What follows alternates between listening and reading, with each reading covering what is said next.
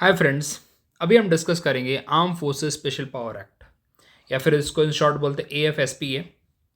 इसको क्यों लाया गया था, क्या पर्पस था इसका, क्या पर्पस सॉल्व हुआ, क्या अभी भी है ये, और है तो कहाँ कहाँ पे है, ये सब चीज़ें हम देखेंगे यहाँ पे इसके अंदर। पहले इसका फुल फॉर्म है arm forces special power act और ये 1958 में लाया गया। तो क्या इससे पहले अलग अलग नाम से था? डेफिनेटली इससे पहले अलग अलग नामों से था ये। और क्या किसको एम्पावर करता है? डेफिनेटली एम्पावर करता है किसको? आर्म फोर्सेस को।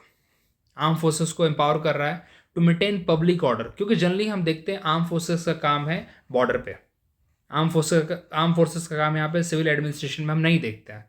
सिविल एडमिनिस्ट्रेशन के लिए लॉ एंड ऑर्डर मेंटेन करने के लिए पुलिस है हमारे पास, लेकिन यहाँ पे स्पेशल पावर दी जा रही आर्म फोर्सेस को अंडर दिस एक्ट। अब यहाँ पे किस एरिया में डेजिग्नेटेड जो डिस्टर्ब्ड एरिया है, अब डिस्टर्ब्ड एरिया क्या होगा वो भी हम समझेंगे कि किसको हम डिस्टर्ब्ड एरिया बोलते हैं। ऑब्जेक्टिव वही है कि सिविल एडमिनिस्ट्रेशन को हेल्प करना है, क्योंकि जनरली क्या होता है कि जब सिविल एडमिनिस्ट्रेशन के भाई उनसे बात निकल चुकी है ना, तभी तो आर्म फोर्सेस को बुलाया जा रहा, क्योंकि किसी भी कंट्री में आर्म फोर्सेस सबसे लास्ट ऑप्शन होती है बुलाने के लिए। इसीलिए आप देखेंगे कि विद इन द कंट्री हम आर्म फोर्सेस को नहीं बुलाते हैं, उनको हम बॉर्डर एरिया के लिए रखते हैं, या फिर उनका एक अलग पर्पज़ है, उनको वॉर के लिए रखा जा रहा है, not to maintain the law and order within the country. Otherwise उनके तौर तरीके काफ़ी अलग है। आपने एक टर्म सुना है मार्शल लॉ, तो उनके तौर तरीके बहुत अलग है काम करने के। सो डेफिनेटली उनको हम यहाँ पे नहीं लाना चाहते हैं। अब ऑफकोर्स ये बात है, अब जिसके काम करने के तौर तरीके इतने अलग हैं, अब वो सिविल एडमिनिस्ट्रेशन की हेल्प करेंगे, डेफिनेटली उन्हें कुछ तो इम्यूनिटी चाहिए, उन्हें कुछ तो पावर्स चाहिए यहाँ पे। तो यहाँ पे बिल्कुल उन्हें कुछ पावर्स दी गई हैं, कुछ इम्यूनिटीज़ दी गई हैं यहाँ पे when they are working with the civil administration या लोकल पुलिस के साथ जब वो काम कर रहे हैं। तो what they can do, they can open fire. जिस एरिया में आसपा लग चुका है उस एरिया में क्या करेंगे, दे कैन ओपन फायर, और उन्हें वार्निंग देने की ज़रूरत है। जो पर्सन यहाँ पे लॉ वायलेट कर रहा है या जो पर्सन पब्लिक ऑर्डर के लिए लाइक ना डेंजर प्रूव हो सकता है, they can act against without any warrant. किसी पर्सन को अरेस्ट कर सकते हैं, ये अलग बात है कि विद इन 24 आवर इन्हें सिविल एडमिनिस्ट्रेशन को देना होता है। किसी भी पर्सन के अगेंस्ट लाइक सर्च ऑपरेशन कर सकते हैं विदाउट एनी वारंट। ये बहुत इंपॉर्टेंट है, विदाउट एनी वारंट, क्योंकि पुलिस अगर करती है तो पुलिस रिक्वायर्ड वारंट। पुलिस के अलग प्रोटोकॉल्स हैं, यहाँ पे इनके लिए अलग प्रोटोकॉल्स हैं। किसी भी हाइड आउट्स को डिस्ट्रॉय कर सकते हैं जहाँ पे इन्हें लगता है कि इंसर्जेंट या क्रिमिनल एक्टिविटी हो रही हैं या हो सकती हैं या हुई हैं। तो डेफिनेटली ये बात है कि ये लोग ना स्पेकुलेशंस पे भी, जैसे इनको कोई रिपोर्ट आई है इनके सोर्सेज से, तो उस पर भी ये काम कर सकते हैं। इन्हें 100% ट्रू होने की ज़रूरत नहीं है, करेक्ट, बिकॉज उन्हें रखा ही उसलिए गया है कि अभी थोड़ी होगा, जब होगा तब ये करेंगे। तो definitely on a speculation also they can work. तो इस बेसिस पे ये काम करते हैं। अब यहाँ पे इसके दौरान किसी की अगर जान चली गई तो ऑफकोर्स हुआ ही होगा ऐसा, तो उस केसेस को भी हम देखेंगे कि वहाँ पे क्या इनको क्या पावर्स, किस टाइप की इनको इम्यूनिटी दी जाती है वैसे अगर केसेस में हो जाता है तो। चलिए अब पहले देखते हैं डिस्टर्ब्ड एरिया क्या है। अब देखिए डिस्टर्ब्ड एरिया आपको खुद समझ के लगता है कि कहीं इंसर्जेंसी हुई होगी, कहीं पे आर्म्ड रेबेलियन हुआ होगा, करेक्ट, कहीं पे दो ग्रुप्स के बीच में फाइट हुई होगी on the basis of religious, racial, language and regional conflict. जैसे कि आपको एग्जांपल देता हूँ मैं, मणिपुर में भी वायलेंस हुआ था। किसके बीच में हुआ था? दो ट्राइबल ग्रुप्स हैं, कुकीज़ हैं एंड मैतीज़ हैं, करेक्ट। उसमें नागाज भी आते हैं, नागा का भी ग्रुप आता है। तो डेफिनेटली यहाँ पे मणिपुर में ऑफकोर्स आसपा है, यहाँ पे पार्ट ऑफ इट। तो यहाँ पे इनको डील करने के लिए यहाँ पे ये लोग अवेलेबल हैं। अभी किसी एरिया में इंसर्जेंट ग्रुप खड़ा हो गया, आर्म्ड रेबेलियन पे आ गया, तो डेफिनेटली तो वैसे केसेस में आसपा लगाया जाएगा। और कौन लगाएगा? ये वहाँ के गवर्नर ऑफ द स्टेट लगा सकते हैं, उस पर्टिकुलर स्टेट के governor, correct, chief administrator of a union territory. अब जैसे JNK है, JNK में कौन लगा सकता है? वहाँ के लेफ्टिनेंट गवर्नर लगा सकते हैं, या सेंट्रल गवर्नमेंट वहाँ पे इंपोज कर सकती है, सेंट्रल गवर्नमेंट स्टेट के ऊपर भी इंपोज कर सकती है, करेक्ट, बिकॉज सेंट्रल गवर्नमेंट यहाँ पे सुप्रीम अथॉरिटी रहेगी। अब इम्यूनिटी क्या मिलती है? अभी जो भी उन्होंने एक्शन लिया है, ऑफकोर्स अब किसी के अगेंस्ट उन्होंने कोई एक्शन लिया है, किसी को सर्च लाइक किसी को अरेस्ट किया है, किसी को अगर चलो किसी की गोली वोली चलाई है, तो उस केस में उनको इम्यूनिटी दी जाती है। ऑल्दो सुप्रीम कोर्ट ने बाद में बोला है कि इतनी भी इम्यूनिटी नहीं मिलनी चाहिए, इनके एक्सेस ना होना चाहिए, एक्सेस मतलब बहुत ही ज़्यादा ना हो कर रहे हो ये लोग, तो उसको भी ध्यान रखा जाएगा, क्योंकि बहुत सारे ऐसे केसेस निकल के आए हैं जहाँ पे like it has been done excess, बहुत ही ज़्यादा हो गया है। तो वैसे केसेस को सुप्रीम कोर्ट ने बोला है कि डेफिनेटली वहाँ पे एक्शंस लिए जाएंगे इनके अगेंस्ट भी। और ऑफकोर्स ये बात है, सेंट्रल गवर्नमेंट जब तक इनको सब, क्योंकि सेंट्रल गवर्नमेंट यहाँ पे सुप्रीम अथॉरिटी हो जाती है इनके लिए, क्योंकि they are the subject of central government, not of the state government, जब हम आर्म फोर्सेस की बात करते हैं। तो स्कोप क्या है भाई, कितना स्टार्टिंग में कहाँ पे लगाया गया था? सबसे पहले शुरुआत हुई थी नॉर्थ ईस्टर्न स्टेट से, क्योंकि आपको पता है आज़ादी के बाद नॉर्थ ईस्टर्न स्टेट्स काफ़ी ना ऐसे, वहाँ पर काफ़ी रेबल ग्रुप्स हो गए थे, उनको सेपरेट स्टेट बनाना था अपना। तो वैसे केसेस में कितने तो रेबल ग्रुप्स बहुत लंबे टाइम बाद जाके उन्होंने मतलब ना अपने गन्स डाउन किए हैं। तो उस एरिया में काफ़ी काउंटर इंसर्जेंसी ऑपरेशंस अपने आर्मी द्वारा कंडक्ट करने पड़े हैं। तो डेफिनेटली काफ़ी ज़रूरत पड़ी थी वहाँ पे। साथ ही साथ पंजाब में कब लगा था? 1983 में लगा था, जब वहाँ पे टेररिस्ट एक्टिविटी काफ़ी बढ़ गई थी। ब्लू ऑपरेशन आपने सुना होगा। जम्मू एंड कश्मीर में 1990 में लगा था, जब वहाँ पे जो हिंदूज़ हैं वहाँ पे उनके ऊपर अटैक हुआ था, जब इन टेररिस्ट एक्टिविटीज़ काफ़ी बढ़ गई थी। जो कश्मीरी पंडित थे उनको लाइक ना मास एक्सोडस हुआ था वहाँ से, तो उस टाइम पे लगाया गया था ये। साथ ही साथ क्या सिर्फ इनको ही है? No, it is also to the CRPF and BSF, जो पैरामिलिट्री फोर्सेस हैं उनको भी अवेलेबल है ये, क्योंकि they are also working there in a cooperation of the arm forces. अब 3 आर्म फोर्सेस कौन सी है हमारे पास? आर्मी, नेवी एंड एयरफोर्स, ये 3 यहाँ पे आर्म फोर्सेस आती है। साथ ही साथ CRPF एंड BSF आप देखोगे कि जम्मू एंड कश्मीर में और बाकी एरियाज में आपको ये मिलेंगे, एक्ट करते हुए मिलेंगे। क्या यहाँ पे CRPF जो नक्सलाइट एरिया में उसको भी अवेलेबल है क्या? नहीं, नक्सलाइट एरिया का अलग कंसेप्ट है। नक्सलाइट एरिया के लिए CRPF बिल्कुल डील करती है, लेकिन नक्सलाइट एरिया के लिए ये अवेलेबल नहीं है। तो ये कंफ्यूज मत होइएगा उसके साथ, ये टोटली डिफरेंट अप्रोच है नक्सलाइट एरिया का, और ये टोटली डिफरेंट अप्रोच है, ये इंसर्जेंसी के साथ मेनली डील करने के लिए है।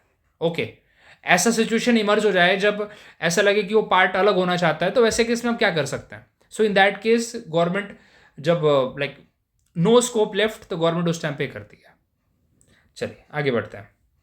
कितने ड्यूरेशन के लिए लगाया जाएगा? अब एक टाइम पे लगा किसी एरिया में, सपोज करिए JNK में लगाया, तो फॉर द टाइमिंग किसी पर्टिकुलर एरिया में भी लग सकता है। ऐसा बिल्कुल नहीं है कि एट अ टाइम लगेगा तो पूरे स्टेट में लगेगा, नहीं, एक जिले में भी लग सकता है, करेक्ट, एक लोकेलिटी में भी लग सकता है। लोकेलिटी मतलब काइंड ऑफ कि एक तालुके में भी लग सकता है, तो डिपेंड करता है, या कुछ सर्टेन पुलिस स्टेशन के एरिया तक ही रह सकता है।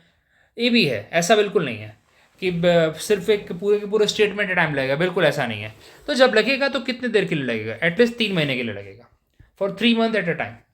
Okay, as per the disturbed area act 1976।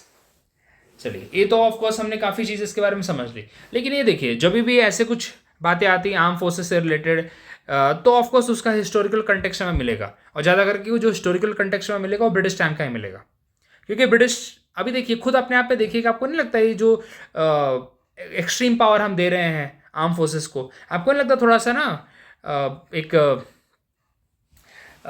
Like law and order को बिल्कुल हाथ में लेने वाली बात हो जाती है? तो वो ब्रिटिश पावर थोड़ी सी थी वैसी, ब्रिटिश गवर्नमेंट थी वैसी, जिन्होंने ऑफकोर्स लॉ एंड ऑर्डर को हाथ में लेके काम किया था। तो ये जो पहली बार लाया गया था वो लाया गया था क्विट इंडिया मूवमेंट को सप्रेस करने के लिए, arm forces special power ordinance act, जो कि गवर्नर जनरल के हाथ में था, और वो या गवर्नर जो स्टेट के उस टाइम पे प्रोविंसेस के थे उनके हाथ में पावर्स थी, दे कैन इम्पोज दिस। बाद में इसको ऑफकोर्स बाद में इसके अंदर आपने देखा होगा कितना ब्रूटली रिप्रेशन किया गया इंडियन पीपल के ऊपर under the quit India movement, बहुत ही ब्रूटल रिप्रेशन था वो। तो उसी तरीके से बाद में इसको कंटिन्यू, उस तरीके से तो नहीं, बट बाद में इसी टाइप का प्रोविज़न कंटिन्यू किया गया। अब 1947 में जब पार्टीशन हुआ तो आप देखोगे पंजाब बॉर्डर पे ऑफकोर्स सी बात है, एक कम्युनल राइट टाइप की सिचुएशन हो गई, बंगाल में हो गई थी, असम नॉर्थ ईस्ट वाले एरिया में हो गई थी। तो उस एरिया को कर्व करने के लिए, उस कम्युनल वायलेंस को कर्व करने के लिए सिमिलर काइंड ऑफ ऑर्डिनेंस लाया गया था, लेकिन अभी तक arm forces special power act जैसा नाम अभी तक नहीं आया है। सिर्फ उसी टाइप के जो है ना arm forces special power ordinance, जो इस टाइप के रेगुलेशंस हैं, एक तरह से आर्म फोर्सेस को थोड़ी सी एक्स्ट्रा पावर दी जा रही है, अलग अलग टाइप के ऑर्डिनेंस लाए जा रहे हैं वहाँ पे for the curving this communal violence. अब चलिए, अब इसको नॉर्थ ईस्ट में कब लाया था? Assam maintenance of public order act पहली बार लाया गया था, बट बेसिकली पर्पस वही है उसका। और जब नागा इंसर्जेंसी पीक पे थी, देखो नागा जो नेशनल काउंसिल फॉर्म हुई नागालैंड में, और पर्पस था उनका कि हमें सेपरेट स्टेट चाहिए, साथ ही साथ उन्हें एक तरह से पैरेलल गवर्नमेंट चलानी थी। तो उस केसेस में, वैसे केसेस में जब उन्होंने बोला कि हम अपने इलेक्शंस उन्होंने बाइकआउट कर दिया, साथ ही साथ उन्होंने जब यहाँ पे अपने स्कूल कॉलेजेस गवर्नमेंट के सब बाइकआउट करना जब चालू हो गए, जब सिचुएशन पूरी तरह से हाथ से निकलना चालू हो गई थी, तो उस टाइम पे जो Assam maintenance of public order act था, सिमिलर वो एक्सटेंड कर दिया गया नागालैंड पे भी। ओके, और 1958 में एक तरह से लाया गया arm forces special power act 1958। तो अब देखोगे कि अलग अलग नामों से पहले आपको मिलेगा arm forces Assam and Manipur special power ordinance act, बाद में वही नागालैंड पे भी किया गया, फिर अलग से इसी का नाम आप चेंज करके क्या कर दिया गया, arm forces special power act 1958। अब जहां भी आप देखोगे इसके बाद वो सब जगह पे आपको यही नाम दिखेगा, बस वो एरिया का नाम वहां पे लिखा रहेगा। जैसे 1983 में पंजाब में लाया गया कि वहां पे मिलिटेंसी बहुत हाई थी उस टाइम पे, लेकिन 1997 में वहां से निकाल लिया गया बिकॉज वहां पे जब सिचुएशन नॉर्मल हो गई। तो जम्मू कश्मीर में लाया गया, आज तक है वो, स्टिल इट इज़ देयर, जब वही आपको बताया मैंने। तो इस जब वही बात है कि जब सिचुएशन आउट ऑफ कंट्रोल हो जाए तब इसको लाया जाता है। अब इसके ऊपर देखिए जुडिशियल ने क्या दे रखा है, क्या जुडिशरी के क्या आउटकम्स हैं यहाँ पे। सुप्रीम कोर्ट ने बोला कि बिल्कुल इसकी कॉन्स्टिट्यूशनल वैलिडिटी है, हम इसको मानते हैं कि इट इज़ कॉन्स्टिट्यूशनली वैलिड, गलत नहीं है ये। लेकिन किस लिए किस पर्पस के लिए? जब आप लॉ एंड ऑर्डर को मेंटेन करने की बात करते हो, जब पब्लिक ऑर्डर को मेंटेन करने की बात करते हो, जब पब्लिक ऑर्डर बिल्कुल हाथ से निकल जा रहा है, अब पुलिस के मतलब है कि पुलिस की भी एक अपनी लिमिटेशन है लोगों के साथ काम करने में, तो उनके हाथ से बात निकल चुकी है, तब क्या करेंगे? तब आर्म फोर्सेस को लाया जा रहा है, तो डिफरेंटली वैलिड है, ठीक है। लेकिन अगर ये अपनी पावर का बुरा उपयोग करते हैं, बहुत ही एक्सेस उपयोग करते हैं, तो उस केस में बिल्कुल इनके ऊपर भी क्वेश्चन किया जाएगा, इनके ऊपर भी इंक्वायरी बैठेगी, इनके ऊपर भी एक्शंस लिए जाएंगे। The act is not arbitrary and its power are necessary for maintaining law and order, public order, ये तो सुप्रीम कोर्ट ने बोला है।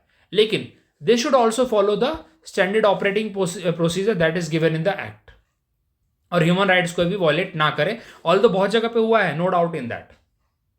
और ये भी बोला है कि personal cannot claim the immunity from excess, basically वही बोला है कि अब बहुत ही आर्बिट्री एक्शंस ना लीजिए इसके लिए, आपका काम जितना दिया है यू शुड डू दैट। अगर आप ह्यूमन राइट वॉयलेट करोगे तो डेफिनेटली आपके ऊपर एक्शंस लिए जाएंगे, और बहुत जगह पे लिए भी गए हैं इन दैट केस। अब जीवन रेड्डी कमेटी बैठाई गई इसके लिए, उन्होंने बोला कि आप arm forces special power act को पूरी तरह से रिपील कर दीजिए। पर्पस वही है, देखिए पर्पस वही है कि इससे क्या होता है, पब्लिक ट्रस्ट नहीं गेन हो पाता है।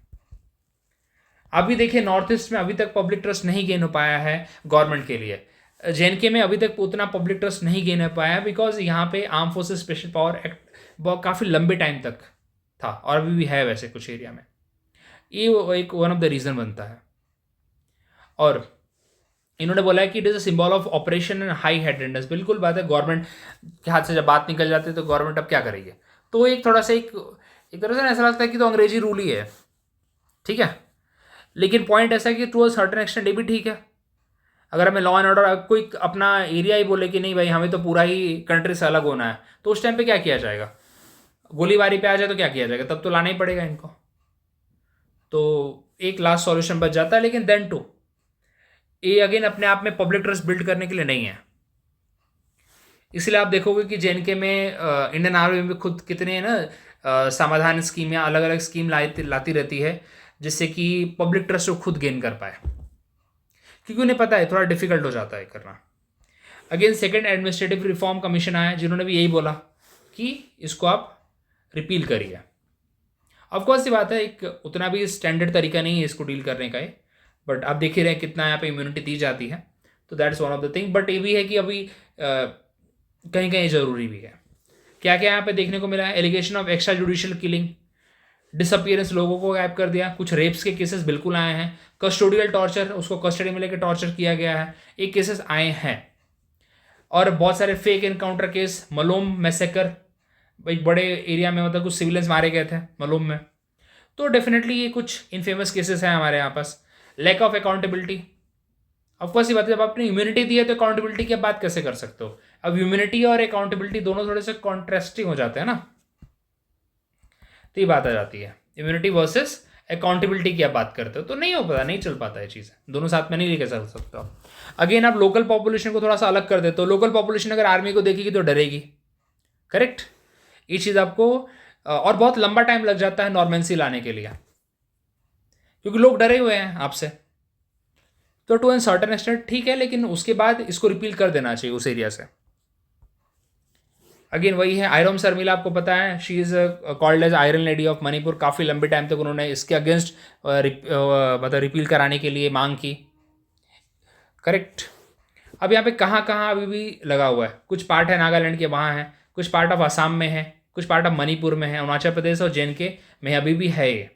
त्रिपुरा में 2015 में रिपील कर दिया, पंजाब में तो सबसे पहले रिपील किया था, मेघालय में 2018 में रिपील कर दिया ये। तो ये सारी चीज़ें हमें इसके बारे में डिटेल समझी अभी। अब देखते हैं कि इसका इंपॉर्टेंस क्या है, क्यों ज़रूरी है भाई ये। अगेन वही है, लॉ एंड ऑर्डर मेंटेन करने के लिए ज़रूरी है, specially in the high insurgency area, और जहाँ पे क्रॉस बॉर्डर टेररिज्म है, जहाँ पे इन्फिल्ट्रेशंस हो रही हैं, जहाँ पे भाई इंसर्जेंट ग्रुप को बाहर से वेपन आ रहा है, तो उस एरिया में क्या करेंगे? डेफिनेटली उस इंसर्जेंट ग्रुप को तो मारना ही पड़ेगा ना, या उसको या गन डाउन कैसे भी कराना पड़ेगा, मारो या मत मारो, बट गन डाउन तो कराओ उनका। Okay, against security of borders उस केस में, क्योंकि ऐसे में क्या होता है, चाइना हमारे बगल में बैठा है, वो सपोर्ट करता है इंसर्जेंट ग्रुप को नॉर्थ ईस्ट वाले केसेस में, पाकिस्तान सपोर्ट करता है, ठीक है।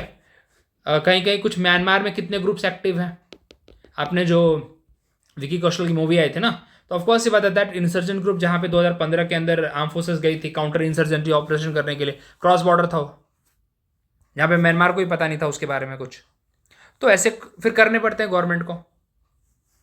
अब यहाँ पे ऑपरेशनल फ्रीडम आपने दे रखी है, ऑफकोर्स सी बात है, लेकिन क्या क्या और चीज़ें की जा सकती हैं मेरे हिसाब से, this is not the definitely. अब यहाँ पे हम डील करते हैं कि क्या क्या और ना इसके वे फॉरवर्ड क्या है। रिफॉर्म एंड ट्रांसपेरेंसी, अब आप डिस्टर्ब्ड एरिया में भाई आप रेगुलर रिव्यू करिए कि arm forces special power act सच में काम कर रहा है कि नहीं कर रहा है, किस लेवल तक काम कर रहा है, ये लोग खुद ऑपरेशनल गाइडलाइंस फॉलो करें। अब सिविल एडमिनिस्ट्रेशन को टाइम टू टाइम पे ना ऑफकोर्स बात है, लोकल पुलिसिंग को इंप्रूव करिए आप, जिससे आपको लगाने की जरूरत ही ना पड़े। ट्रस्ट बिल्ड करिए लोगों के साथ, ये सब चीज़ें की जाएंगी, अकाउंटेबिलिटी रखिए, तो ये सब चीज़ें जब की जाएंगी तभी जाके मतलब ना उस एरिया में सुधार आ पाएगा और पूरी तरह से रिपील किया जाएगा। वैसे भी अभी बहुत लिमिटेड हो गया है पहले के मुकाबले, बिकॉज हमारी गवर्नमेंट उस एरिया में अभी इकोनॉमिक डेवलपमेंट कर रही है, इंफ्रास्ट्रक्चर डेवलपमेंट कर रही है, और स्पेशली आप देखेंगे नॉर्थ ईस्ट वाले एरिया में, तो ऑफकोर्स लोगों को भी समझ में आ रहा है अभी कि it's better to be with India only. Otherwise पहले जो उनका था कि हम अलग हो जाएंगे एंड ऑल, तो उन्हें समझ में आना चाहिए कि बगल में चाइना बैठा है, वो रेडी टू टेक है। ओके, बहुत सारे जो इंसर्जेंट ग्रुप म्यांमार में एक्टिव हैं, they are also ready to take, so better to be with India only, और साथ में कॉपरेट करेंगे तो it will be a better state. So thank you very much. अगर अच्छा लगा तो please like share and subscribe. Thank you.